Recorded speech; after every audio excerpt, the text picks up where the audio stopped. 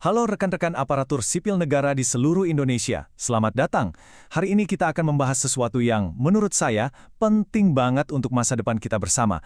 Kita akan bicara soal bagaimana kita, bareng-bareng, membangun apa yang saya sebut sebagai kota digital kita. Yuk kita mulai perjalanannya. Pernah nggak sih Anda merasa frustrasi, sudah susah-susah input data di satu dinas, pas pindah ke dinas lain harus ngisi lagi dari nol. Datanya padahal itu-itu juga. Pertanyaan mendasarnya kan simpel, kenapa sih sistem kita ini kayak nggak bisa saling ngobrol? Kenapa data di rumah yang satu susah banget diakses sama rumah sebelahnya? Nah, ini masalah besar yang akan kita coba pecahkan bersama. Nah ini dia akar masalahnya. Coba lihat di sebelah kiri, ini kondisi kita sekarang atau di masa lalu. Sistem kita itu kayak desa-desa terpisah. Masing-masing punya aturan sendiri, jalannya buntu, informasinya terisolasi. Pusing kan? Nah, visi kita bersama ada di sebelah kanan. Mengubah semua desa ini menjadi satu kota digital terintegrasi, di mana informasinya ngalir lancar, semuanya terhubung, semuanya efisien. Oke, untuk membangun kota sebesar ini, kita jelas butuh peta jalan. Nggak bisa asal bangun ya. Nah, ini dia agenda kita. Pertama, kita harus punya visi dan cetak birunya. Lalu, kita siapkan fondasi dan utilitas utamanya. Setelah itu, kita bangun jalan raya penghubung data, bikin aturan main bersama, dan yang terakhir, kita lihat apa sih dampaknya buat pelayanan publik? Setiap kota yang hebat, dari zaman dulu sampai sekarang, pasti selalu dimulai dari satu hal, sebuah rencana induk, sebuah master plan, atau cetak biru. Nah, dalam dunia pemerintahan digital, cetak biru inilah yang kita sebut sebagai arsitektur enterprise. Jadi, arsitektur enterprise ini pada dasarnya adalah cetak biru yang memastikan setiap dinas, setiap lembaga, nggak membangun gedungnya sendiri-sendiri tanpa arah. Tujuannya apa? Supaya semua pembangunan itu selaras, nyambung satu sama lain, dan nggak ada lagi tuh yang namanya tumpang tindih aplikasi atau buang-buang anggaran. Oke, cetak biru sudah di tangan. Langkah selanjutnya apa? Ya, kita letakkan fondasi yang kokoh. Sekaligus kita pasang semua utilitas utama yang dibutuhkan kota kita, listriknya, airnya, jaringannya. Nah, di dunia digital, fondasi dan utilitas ini adalah cloud computing.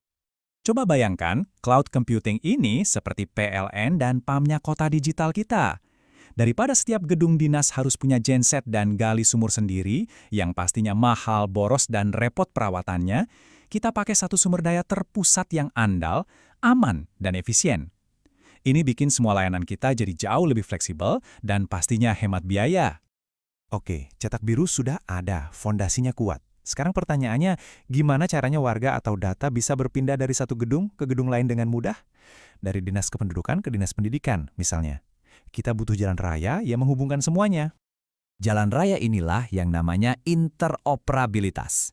Simpelnya, ini adalah kemampuan sistem-sistem yang berbeda untuk saling berkomunikasi, saling bertukar data dengan lancar dan seragam. Tanpa jalan raya data ini, kota digital kita ya cuma bakal jadi kumpulan gedung-gedung canggih yang terisolasi. Nggak ada gunanya. Nah, ini contoh nyata betapa kuatnya interoperabilitas. Bayangin ya, seorang anak lahir, datanya masuk ke dinas kependudukan. Nanti, pas dia mau masuk sekolah, dinas pendidikan tinggal panggil aja data itu, nggak perlu input ulang. Begitu juga saat dia butuh layanan kesehatan, data dasarnya sudah ada di puskesmas. Semua terhubung, membentuk satu profil warga yang utuh. Inilah kekuatan jalan raya data yang kita bangun. Tentu saja, kota dengan jalan raya yang sibuk butuh aturan lalu lintas kan? Biar semuanya tertib, aman, dan nggak terjadi kekacauan. Nggak bisa semua orang jalan seenaknya. Nah, di kota digital kita, aturan main ini kita sebut sebagai standar dan protokol. Nah, ini dia beberapa rambu lalu lintas dan undang-undang di kota digital kita. Butuh keamanan data, kita wajibkan pakai enkripsi. Biar pertukaran dokumen seragam, kita sepakati formatnya. Biar warga nggak usah punya banyak username dan password, kita terapkan single sign-on, cukup satu kali login. Dan yang paling krusial, supaya semua sistem bisa ngobrol pakai bahasa yang sama, kita gunakan API. Ini aturan mainnya. Jadi, setelah kita punya cetak biru, fondasi, jalan raya, dan aturan mainnya, pertanyaannya adalah, so what? Apa artinya semua ini? Apa dampaknya buat pekerjaan kita sehari-hari sebagai ASN, dan yang terpenting, buat masyarakat yang kita layani? Inilah hasilnya. Inilah kenapa kita melakukan semua ini.